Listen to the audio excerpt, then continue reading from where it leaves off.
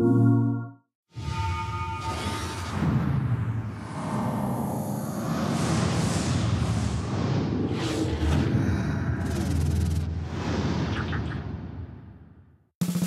Access fans, how would you like another brilliant episode? You would? Go on then, cop a load of this. We've got the week's biggest news in our PlayStation briefing, a trip to Iceland for a first look at mega exciting shooter Dust 514, and our man Dan driving really fast in the name of Ridge Racer. But first, lock up your daughters and any demons you may have living with you, because Dante is back in our game of the week. It's the Devil May Cry HD collection.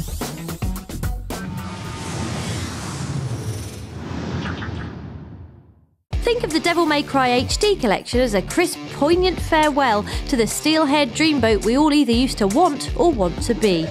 His PS3 trousers might have been stolen by a pouting hipster with a questionable fringe, but PS2 Dante knew how to cut it, and he looks sexier than ever thanks to this high-def scrub down.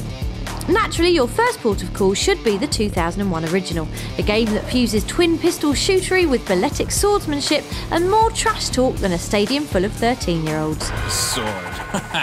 Time to go to work, guys.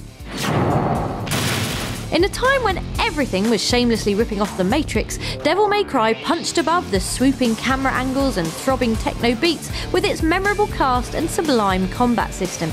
As such, Devil May Cry still holds its own against the action juggernauts of today, and if you don't agree, we hope you find one of these in your bathtub. Devil May Cry 2 shifts the focus from brawling in tight confined areas to brawling in big open ones instead. New for Dante are the abilities to dodge attacks like an overzealous parkour nut, scramble up the side of buildings, and have a lady friend called Lucia. Best of the bunch is Devil May Cry 3, which zips back in time to show the root of Dante's demon-slaying obsession. Oh, they ruined his pizza! For which the rightful punishment is of course death, followed by being used as a surfboard. It's not all flamboyant sleeve cams and schlocky one-liners, well it is, but it's also a story of violent sibling rivalry featuring Dante's brother Virgil. That is for breaking my action, man. And now I'm going to slick my hair back just in case you're in any doubt as to how evil I am. After all these years, the Devil May Cry trilogy is still sharp, brilliantly absurd and full of frantic action. It's out now, and if you're a fan of killing demons or hair, you should take a look.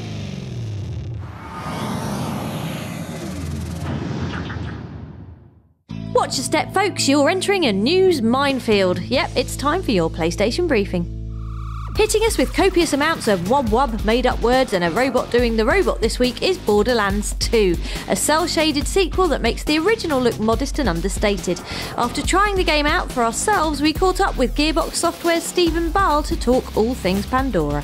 The feeling of Borderlands 2 is a much bigger experience and much more world exploration. You're going to see a lot more Pandora this time around.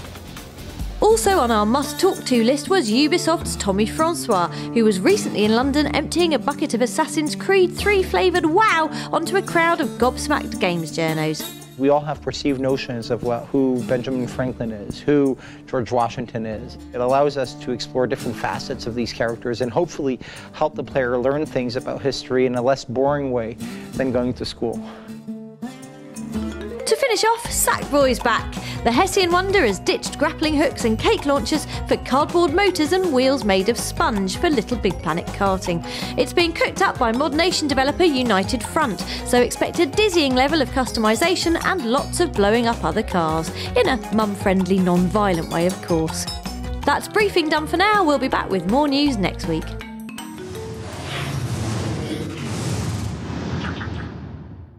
Time for a bit of digital retail therapy now as we take a look at what's on the store. First up is the reassuringly titled survival adventure I Am Alive, the irony being that the game is full of reasons you wouldn't be anymore, like getting tired arms while climbing a big bridge, or failing to establish proper relations with fellow apocalypse survivors. Washed out visuals and some tricky, innovative mechanics make this a refreshing, sometimes depressing take on what happens when we accidentally tread on civilization and break it forever.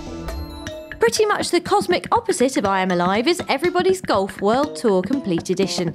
Not because your jaunty smiling golfer is dead, but because the game is about colour and fun and not being gang murdered by the last spark of humanity. Anyone who's been playing the PS Vita version of Everybody's Golf already knows how superbly moorish this dinky arcade marvel is, and here's a great chance to jump into the bigger version.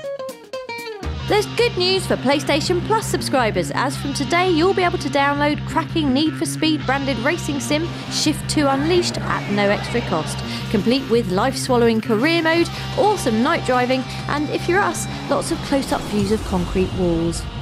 If you haven't touched the rear of your PlayStation Vita in a while, then give it the satisfaction it craves with Treasures of Montezuma, a tilt-happy Make-3 puzzler with lots of pretty colours and jingly sound effects, available for download for absolutely nothing right now. We leave you with film-related chills, courtesy of monster prequel/remake The Thing. Following in the footsteps of the John Carpenter classic, the film features a shape-shifting alien making people into red sponge cake in Antarctica. This time with slightly less awesome creature effects, but with added Scott Pilgrim star and geek favourite Mary Elizabeth Winstead. Insert your own X-rated shape-shifting creature gag here, and if you've still got the stomach for it, watch the film too. That's all for now. We'll be back with more on the store next week.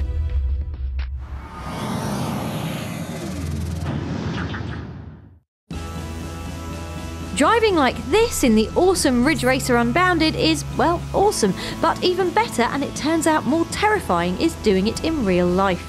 Welcome to the Santapod Raceway in glamorous Wellingborough, where world record holder and car-based loon Terry Grant made time in his busy schedule of defying Newtonian physics to take us for a spin.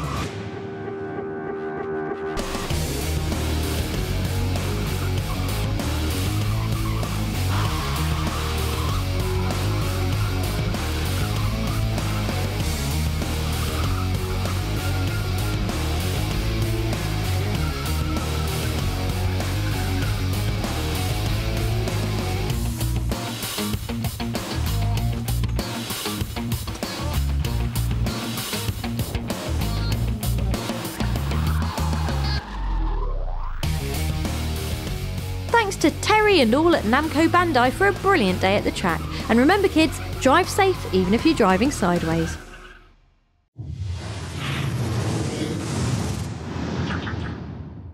This week, Access All Areas comes to you from beautiful Iceland, where we stopped gawking at the amazing Blue Lagoon long enough to visit the EVE Online FanFest. What the heck are we doing at a PC gaming event? The answer is getting a first look at Dust 514, the upcoming PS3 shooter set in the persistent EVE universe. And if all that sounded like gibberish, here are the lovely folk from CCP Games to explain. EVE Online is an MMORPG set in space where you are a captain.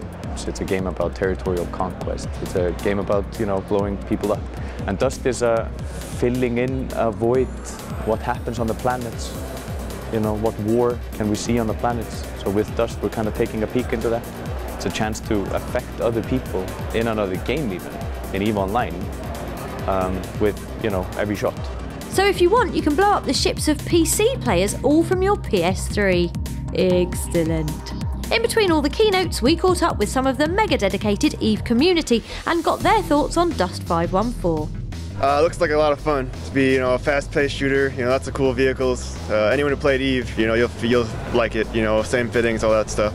I think it'll be interesting what's going to happen with it, because that might mean that more games will want to open up and do cross-platform gaming. The interaction between EVE and Dust, it's a brand new thing, so it looks very interesting. Suitably stuffed with EVE lore and cocktails, we hit the FanFest party dreaming of all the alliances we'd make and the enemies we'd vaporise. Keep your eyes peeled for more Dust 514 coverage in the run-up to the game's summer release.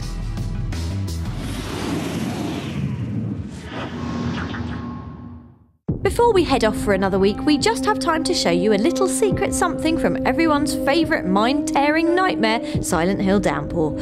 Should the hammering rain and roving squads of monsters get too much, you can always take shelter in the apartment found here, which when you get inside turns out to be the room from PS2's Silent Hill The Room.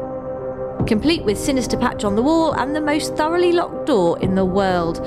Finding the apartment doesn't get you anything except this gun and a pang of nostalgia, but luckily we really like guns.